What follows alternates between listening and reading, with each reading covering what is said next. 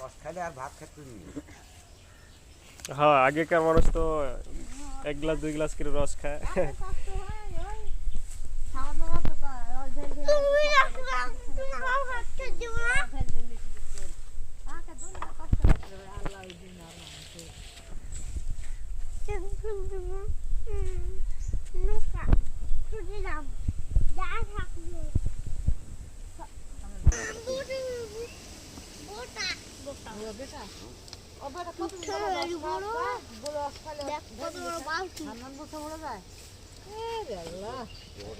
কাকা বিজা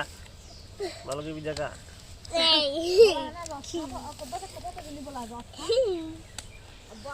রস নামালে আসে জ্বালা গেলে আমি বলে নেই রসলি এই কুকুর তো বলাই নেই রসলি খাস রসলি খা বলে না